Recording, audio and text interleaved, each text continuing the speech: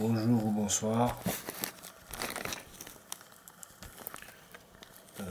J'espère que vous me voyez. Je trouve quelque chose pour... Bon, je mets comme ça. Même si vous ne me voyez pas très bien, écoutez un peu le son de ma voix.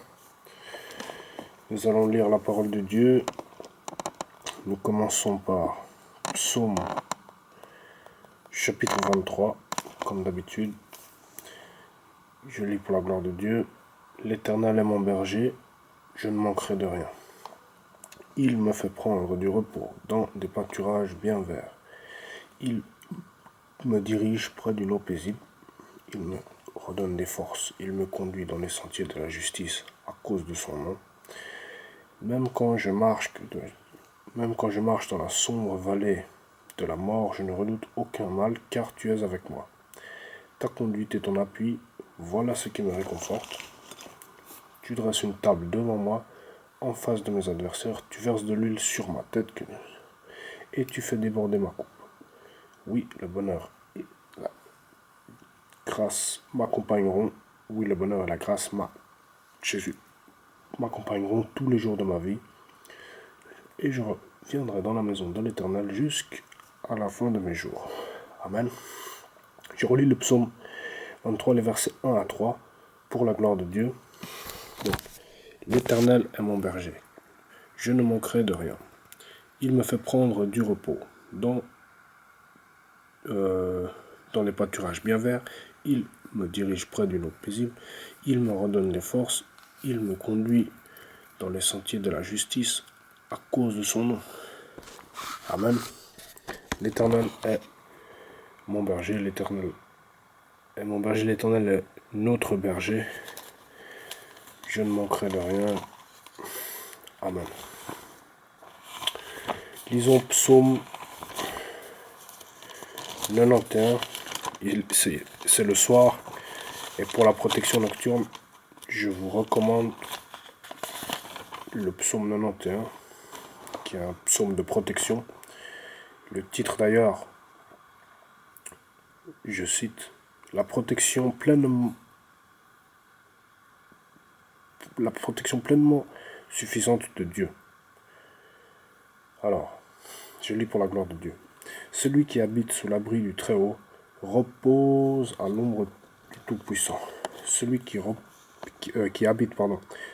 habite sous l'abri du Très-Haut, dois-je dire, repose à l'ombre du Tout-Puissant.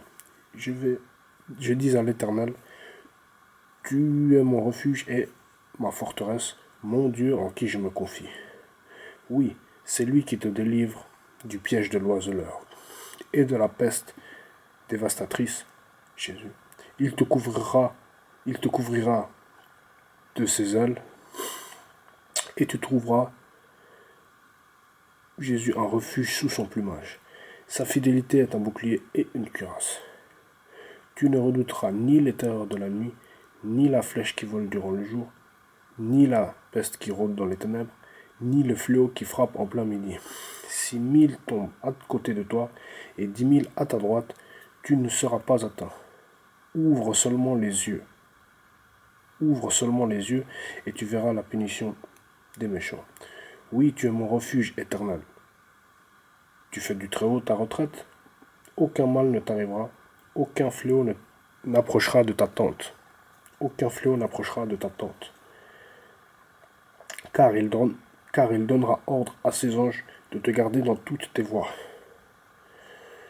Ils te porteront sur les mains de peur que ton pied ne heurte une pierre. Tu marcheras sur le lion et sur la vipère. Tu piétineras le lionceau et le dragon. Puisqu'il est attaché à moi, je le délivrerai, je le protégerai. Puisqu'il connaît mon nom, il fera appel à moi et je lui répondrai.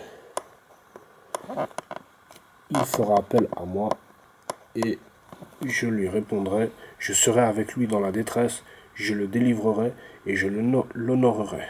Je le comblerai de longs jours et je lui ferai voir mon salut. Amen.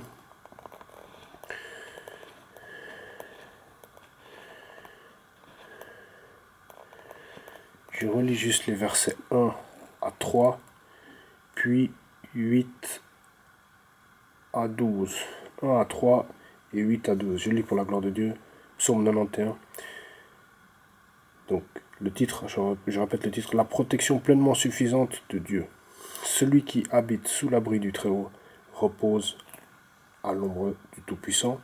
Je dis à l'Éternel, tu es mon refuge et ma forteresse, mon Dieu en qui je me confie.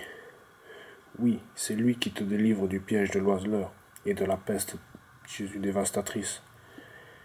Ensuite, 8 à 12, je lis pour la gloire de Dieu. Je dis, ouvre seulement les yeux et tu verras la punition des méchants. Oui, tu es mon refuge éternel. Je dis, tu fais du Très-Haut ta retraite, aucun mal ne t'arrivera, aucun fléau n'approchera de ta tente, car il donnera ordre à ses anges de te garder dans toutes tes voies. Ils te porteront sur les mains, de peur que ton pied ne heurte une pierre. Amen. Prenons encore, si vous voulez bien, Colossiens. C'est vrai que les temps sont un peu portés vers l'inquiétude, mais Jésus a dit dans Matthieu, au chapitre 6, verset 57, je fais une petite parenthèse, Matthieu chapitre 6, verset 57, qui de vous, par ses inquiétudes, peut ajouter une coudée à la durée de sa vie, et pourquoi vous inquiétez au sujet du vêtement? Matthieu chapitre 6, verset 57, je lis pour la gloire de Dieu, qui de vous, par ses inquiétudes, peut ajouter une coudée à la durée de sa vie, et pourquoi vous inquiétez au sujet du vêtement? Amen. Alors je continue avec Colossiens chapitre 3. Je dis Colossiens chapitre 3 et je lis les versets 9 à... Je lis les versets 9 à 13. Alors, écoutons les relations dans l'Église. Je lis pour la gloire de Dieu. Ne vous mentez pas les uns aux autres, car vous vous êtes dépouillés du vieil homme et de ses manières d'agir. 10. Vous avez revêtu l'homme nouveau, qui se renouvelle pour parvenir à la vraie connaissance, conformément à l'image de celui qui l'a créé. Il n'y a plus ni juif ni non-juif, ni circoncis ni incirconcis, ni étranger ni sauvage, ni esclave, que dois-je dire, ni homme libre, ni esclave ni homme libre, mais Christ est tout et en tous. 12 et 13, Colossiens chapitre 3. Ainsi donc, en tant qu'être choisi par Dieu, saint et bien-aimé, revêtez-vous.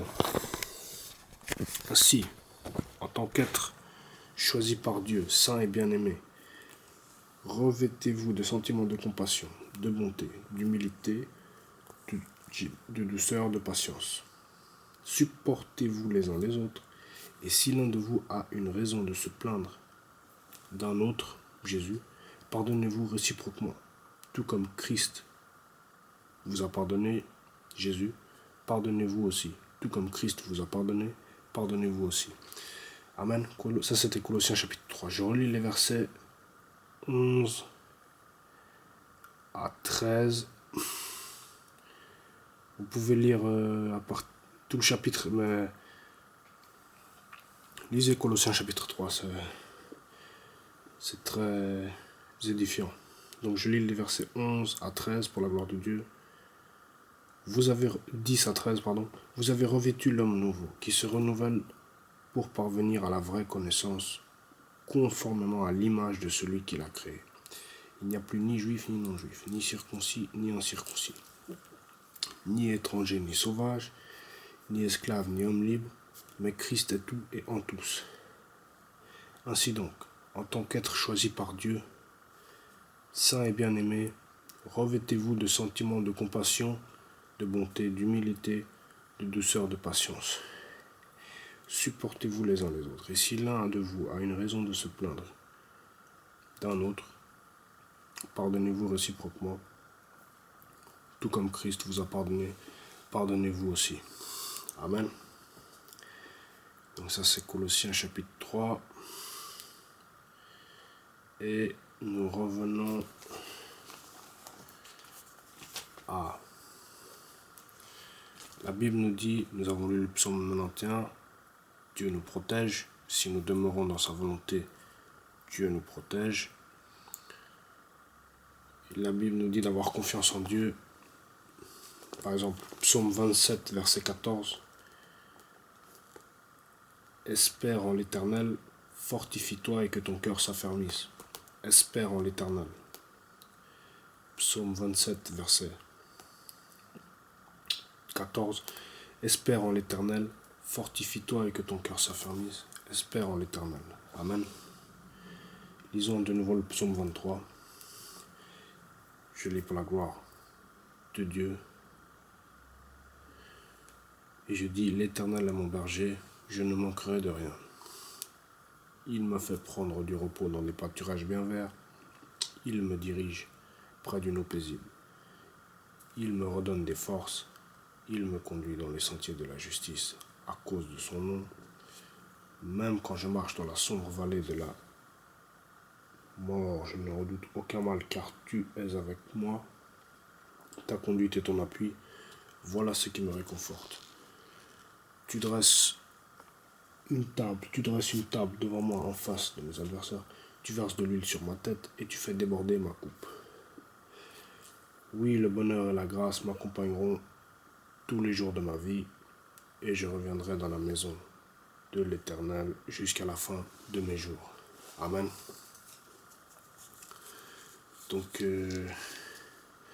voilà ce que je voulais lire avec vous pour édifier l'âme. Et c'est un peu cela que je voulais lire avec vous. Tu verses de l'huile sur ma tête et tu fais déborder ma coupe. Amen. Donc voilà. Je vais relire encore peut-être, ou lire, Jean chapitre 14, le verset 6. Je lis pour la gloire de Dieu. Versets 5 et 6, je lis pour la gloire de Dieu. Thomas lui dit, Seigneur, nous ne savons pas où tu vas. Comment pouvons-nous en savoir le chemin? Jésus lui dit, c'est moi qui suis le chemin, la vérité et la vie. On ne vient au Père qu'en passant par moi. Je relis pour la gloire de Dieu. Thomas lui dit, Seigneur, nous ne savons pas où tu vas. Comment pouvons-nous en savoir le chemin? Jésus lui dit, c'est moi qui suis le chemin, la vérité et la vie. On ne vient au Père qu'en passant par moi. Amen. Et une dernière fois, psaume 23, uniquement les versets 1 à 3. Psaume chapitre 23, je lis pour la gloire de Dieu.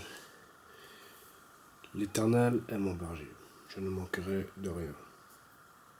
Que dois-je dire? Il me fait prendre du repos dans des pâturages bien verts. Il me dirige près des eaux paisibles.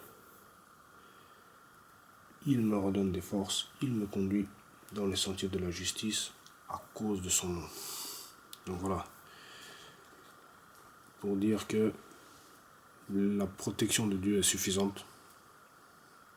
L'Éternel est mon berger, l'Éternel est mon berger, l'Éternel est notre berger. Et nous pouvons dire avec assurance, je ne manquerai de rien. Amen. Donc voilà pour cette petite exhortation. J'espère que ça va vous inciter à lire la Bible, à prier, à obéir à Dieu. Et puis, j'ai encore des péchés qui subsistent, mais par la grâce de Dieu, je vais